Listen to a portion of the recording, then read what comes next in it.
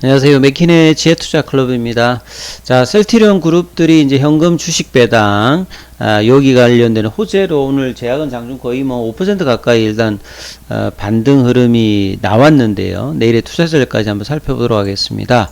보통 이제 제약 바이오주들 같은 경우에는 성장성, 특히나 이제 임상 개발에 돈이 많이 들어가고 시간도 많이 들어가기 때문에 이 미래 가치주라고 하는 그 흐름으로 주주 어떤 한원이나 이런 부분들은 상당히 좀 적극적이지 않았습니다. 돈이 많이 들어가니까. 근데 최근에는 이제 어느 정도 이제 현금 확보된 기업들, 특히 이제 셀트리온 같은 경우에는 작년도에서 올해도 배당 정책을 더 강화하는 주주 이제 친화 정책을 더 적극적으로 좀 추진을 했지요. 그래서 이 흐름들이 어제 지난주 이제 금요일 날 이제 끝나고 이제 발표가 되면서 오늘 주가 흐름에 이제 시장이 조금 이제 부진한 흐름에도 셀트리온 제약을 중심으로 주가 흐름들이 좀 괜찮았는데, 헬스케어도 강보합세. 근데 셀트리온 같은 경우에는 결국 이제 종가상으로는 뭐 보합소로 그냥 끝났죠.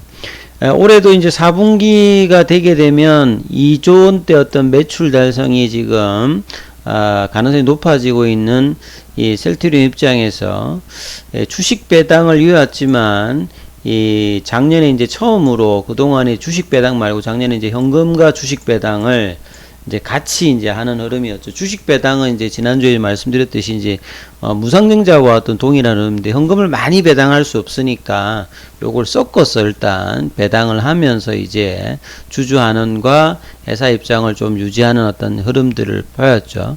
그래서 셀트리온과 셀트리온 헬스케어 같은 경우에는 주식 배당과 현금 배당을 동시에 실시하고, 이 제약 같은 경우는 일단 주식 배당만. 근데 주가의 흐름은 제약이 훨씬 더, 그러니까 시가총액 입장에서 좀 탄력적으로 좀 움직였다라고 봐야 되겠죠.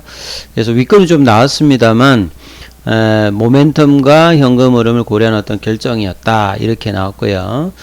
평균적인 어떤 주주 환원율, 이 단기 순이익 대비해 가지고, 뭐 자사주, 뭐 매입 관련되는 부분과 그 다음에 배당 성향, 이 부분을 다 쳐서 평균적인 어떤 부분이 한 15%라고 하면 이 부분 훨씬 더 평균보다 높은 어떤 주주 환원율을 기록하고, 올해 사실 이제 셀트리온 같은 경우는 헬스케어 더불어서 이 자기 주식 취득이 조금 많았죠. 그래서 이런 부분과 배당까지 한다면 주주 환원율은 좀 평균보다 좀 높습니다만, 사실 이제 주가의 어떤 부진들과 좀 반등이 좀 여의치 않은 부분들이 주주들 입장에서 더 아쉬운 부분들이 있습니다.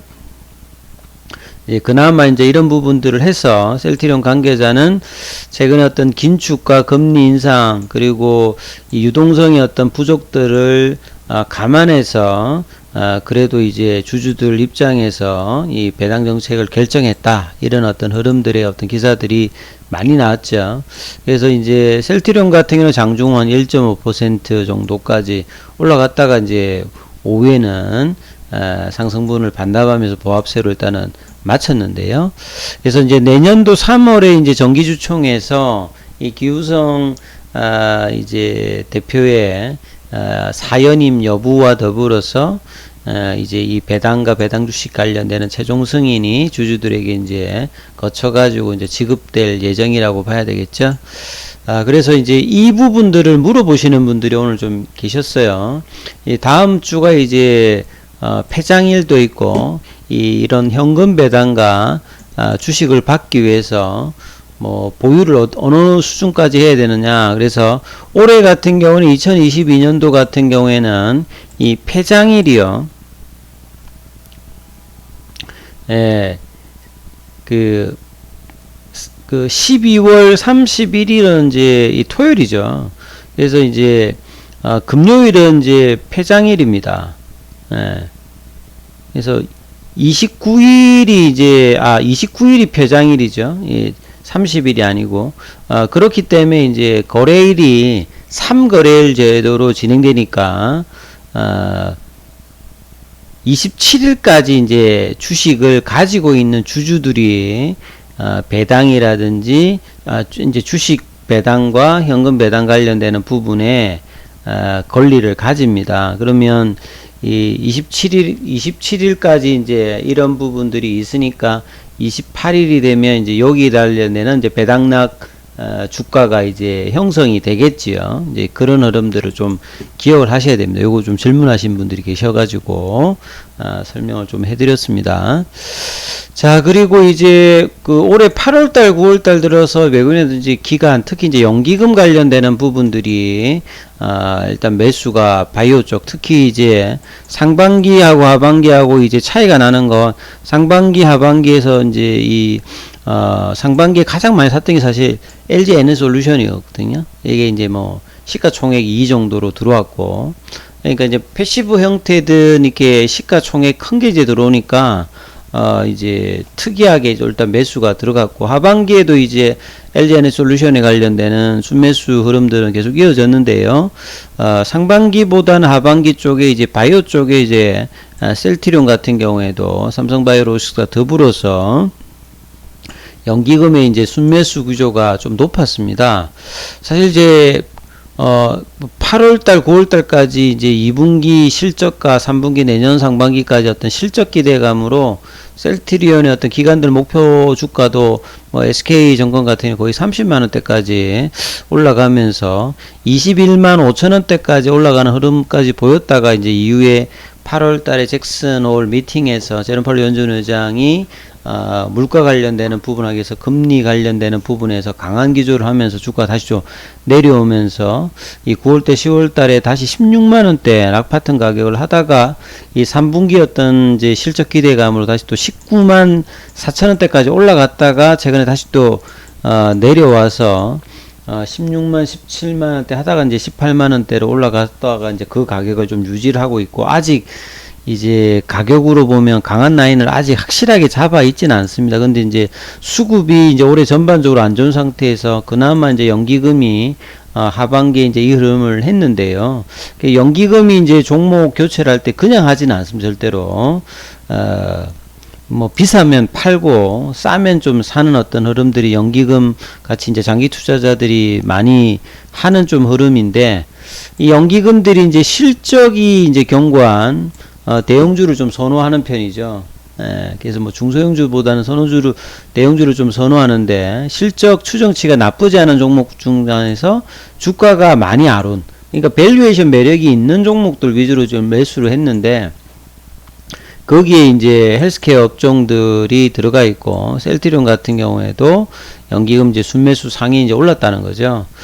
뭐 바이오시밀러 시장 같은 경우에는 이제 특히 이제 셀트리온 같은 경우는 이제 직접 판매 관련되는 부분의 어떤 효과를 이제 내년 내후년에 이제 극대화할 수 있기 때문에, 사실 이제 주가가 이제 수급의 영향으로 그 다음에 이제 금리 단이 올라가면서 이 할인율 관련되는 부분으로 이제 매크로 변수 때문에 이제 주가가 떨어져서 안 올라오는 흐름이 있지만, 밸류에이션 매력이 있어서 일단 수급의 어떤 개선들은 연기금 쪽에서는 나왔다는 부분이죠.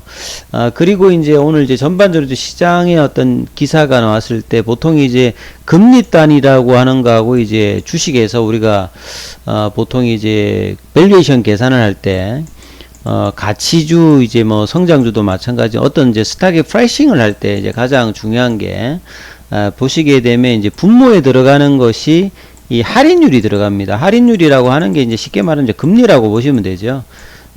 이제 금리 레이터가 어떻게 되냐에 따라서 이 미래 가치들을 현재로 땡겨오는 거 있잖아요. 기업이 이제 돈 버는 어떤 배당이라든지 현금 흐름, 이 캐시플로우 관련되는 부분들을 윗단에 이제 현재 가치로 이제 땡겨올 때 이걸 이제 밑단에서 할인을 해주는데, 요게 이제 금리이기 때문에 이 금리가 올라간다고 하는 말은 이 미래 가치를 현재로 땡겨왔을 때 어떤 부분들이 분모가 커지니까 낮아지죠. 그리고 여기에다 해서 이제 실적이 이제 낮아져 버리면 미래 가치 자체도 이제 전반적인 어떤 절대값들이 낮아져 버리죠. 그러니까 그 금리가 낮고 이랬을 때는 이 부분 자체가 낮아져 버리면 요게 조금 윗단에 있는 분자가 안 움직인다 하더라도 이제 할인율 자체가 낮아져 버리면 이 프라이싱 하는 부분들이 높아지는데, 금리가 올라가고 이제 긴축이 들어가게 되면 그러니까 실적단도 리세션 관련되는 뿌림이 있으면 전반적으로 이제 주가가 조금 빠지는 게 아니라 확 빠져버리는 흐름이 있죠. 그래서 그리고 전체적으로 이제 하는 어떤 흐름이 있다면 지금은 이제 섹터마다 이제 흐름들이 영향을 좀 미친다라고 봐야 됩니다. 그래서 이 하이힐드 스프레드 같은 경우에는 이 국채하고 이제 스프레드를 따지는 건데 업종에 따라서 종목에 따라서 이제 좀 달라진다는 거죠. 이 IT나 이제 헬스케어 이제 커뮤니케이션 이쪽하고 이제 에너지 소재 산업재 부분에서 이 스프레드가 이제 뭐 어떻게 되느냐 뭐 이런 흐름들을 보였을 때 좀 실적이 좋은 부분들은 스프레드가 이제 많이 확대가 안 되고 좀 실적이 떨어지는 데는 스프레드가 벌어진다는 거죠. 그러면 이제 주가가 좀 더 많이 빠지고 이렇다는 얘기들인데 이런 어떤 부분에서 이제 실적이 굉장히 중요하다. 그래서 이제 기관들 같은 경우에는 헬스케어 쪽에서는 이제 셀트리온 헬스케어를 이제 삼성증권에서도 좀 뭐 추천하는 이런 흐름이 나왔다. 이렇게 보시면 되겠죠. 그래서 이제 주가 차트를 보게 되면 오늘도 사실 이제 지난주에서 21 이평선을 좀 지키면서 윗단에 이제 볼린저 밴드 상단을 지난주에는 이제 태깅 흐름까지 나오려고 하다가 바로 그 다음날 내려왔고 이제 금요일날 일단 21 이평선에서는 지켜지면서 그 윗단에 놀았고 오늘도 이제 장중에는 이제 뭐 18만 1,500원 정도까지 올라왔죠. 자, 헬스케어 같은 경우에도 이렇게 그 금요일 양봉 이후에 오늘 이제 66,000원대까지 올라갔다가 이제 윗골이고요. 그 다음에 이제 제약 같은 경우에는 장중에 69,600원까지 올라갔죠. 그래서 이제 제약 같은 경우가 오전장에 가장 그래도 큰 흐름을 좀 보이면서 이 볼린저 밴드 상단 어떤 태깅에 관련된 흐름들이 일단은 나타났기 때문에 그나마 이제 셀트리온이 이제 바이오 제약 헬스 쪽에서는 대형주 쪽에서는 좀 상대적으로 좀 선방을 한 거죠. 그리고 이제 공매도 관련되는 부분들이 이제 매매 비중에서 1.93 정도. 그 다음에 이제 오늘 보시게 되면 외국인들이 또 이렇게 좀 팔았습니다. 그래서 좁은 흐름에서의 어떤 잡매매들을 최근에 11월 달 들어서는 크게 올라가지 않아도 밑단에 좀 샀다가 윗단에 좀 팔고 다시 사는 이런 어떤 짧은 어떤 매매들을 지금 외국인들 기관들이 좀 구사를 하고 있다는 게 좀 아쉬운 부분이죠. 그러다 보니까 이제 ADX 지표 자체가 올라가다가 다시 이제 추세가 좀 약해지는 반등을 조금 할 때 오히려 이제 추세가 약해지는 흐름을 보여주고 있는 부분들이 좀 있기 때문에 이런 부분이 좀 아쉽습니다. 그래서 뭐 장중에 이제 흐름에서 어떤 프로그램은 그렇게 뭐 나쁘진 않았는데 외국인들이 일단 매도를 하면서 이 대형주의 어떤 매도가 나오면서 그래도 이제 주가가 일단 21선에 있기 때문에 이번 주 후반까지 요게 좀 지키면서 계속 이제 계속 말씀드렸습니다만 18만 5천원하고 19만 2천원대의 흐름을 좀 잡아줘야 사실은 이제 다음 주까지 이어지는 흐름과 현금 배당과 이제 주식 배당을 하면서 내년도 스타트가 결국 21선을 넘어서 시작하느냐, 그러니까 20만원대를 넘어서 시작하느냐, 20만원대가 여전히 이제 좀 저항대로 인식되면서 이런 어떤 그 밑단에서의 어떤 부분들이 지속적으로 이제 매물로서의 어떤 영향을 줄지, 이 부분들이 이제 장기적인 흐름에서도 굉장히 중요합니다. 그래서 장기적인 이제 8월달 이후에 추세 전환이 지금 5개월째 합니다만 계속 이제 옆으로 가고 있는 부분들이 이런